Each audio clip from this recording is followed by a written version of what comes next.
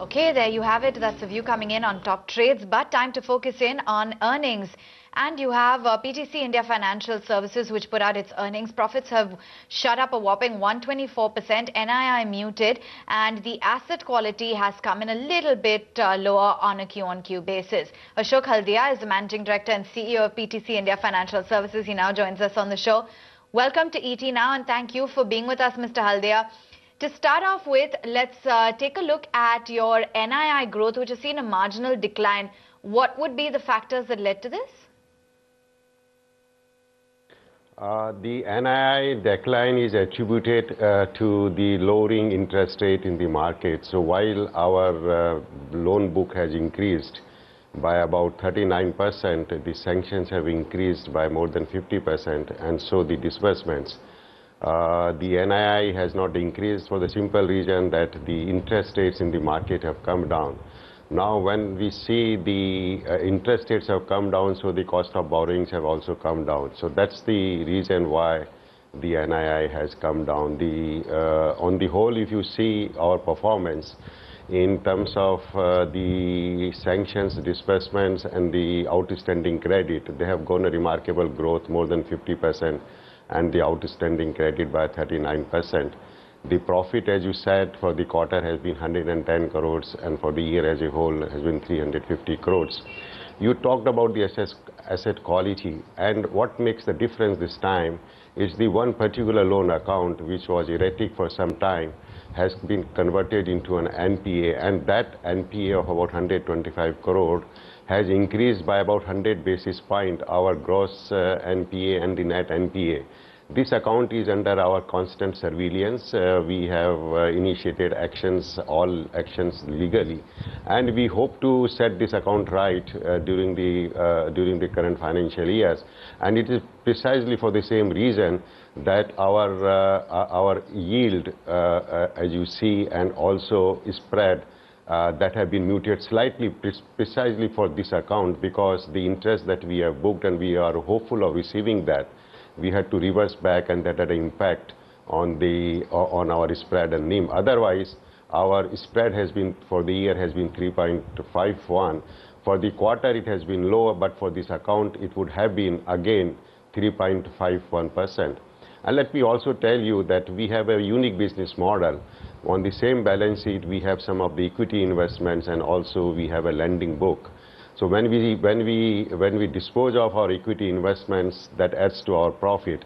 Now, if I normalize my level of profits during the current year for the income from the sale of investments, and also the additional provisions that we have done because of the new accounting standards which require us to value our investments on fair value, my growth in the profit during the year has been 20%, which is fairly good.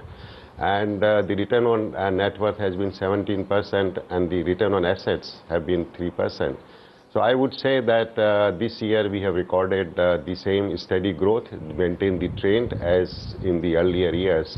Okay. And I would believe that as the scenario in the power sector is improving, with Mr. the Haldia, new coal linkage just policy come to that actually to ask you about the scenario in the power sector. Just want to delve into also about the provisions and the asset quality. You said you did have that one account of about 125 crore rupees. If we keep that aside, how has the asset quality been during the quarter, and when can we expect the gross NPAs to moderate? As I said, this account has an impact of about 100 basis points both on the gross NPA and net NPA. And we are dealing with the accounts individually, and accepting one account, which is NPA, and which we see the recovery not in a near future because of the non-availability of the gas. All the NPA accounts we are dealing individually, and the direction in all these accounts is positive, and I believe we should see the significant results arising out of our efforts during the current year. Okay, all right. So we could going forward. In some cases. Okay, so we can expect NPA levels normalizing, right? Going forward, is that what you're saying? Yes. Okay, great. Yes, yes. What has been your provision coverage ratio? It has been 35%. All right. Now, I want to talk about, you briefly did touch upon that one-time profit on sale of investment. It was about 131 crore rupees. If you could tell us what other such investments are you holding on the books currently? No, we are holding the books where the investments, one is the partly implemented assets and the another is the project under implementation, and where we are working with the promoters and the lenders to see that the projects gets implemented. And since there has been delay in the project implementation, and as per the requirement, the new accounting standards, we had to undertake a fair valuation, and that's what we have provided for some diminution in that investment. So I would believe we have to wait for next couple of years before we are able to really divest our new investments. What were your Q4 NIMs and how is AUM growth shaped? NIM, as I said and as I've been saying, is not necessarily reflection of our interest costs and the interest yield. This year we have raised the capital, and therefore that has an improving effect on our NIM. The NIM is, as such, you would see, is more than 5.25, so that's a fairly good. I would say both spread and NIM, even at the muted level, for the reason I explained, is far better than the industry average.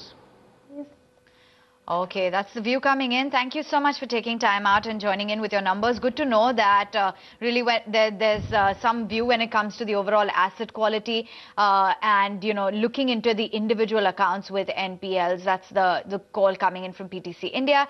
The stock is currently at 46.4. Tell you what, we'll slip into a quick break then right here on the show. Come right back as we chat with more managements and get you a view on the earnings.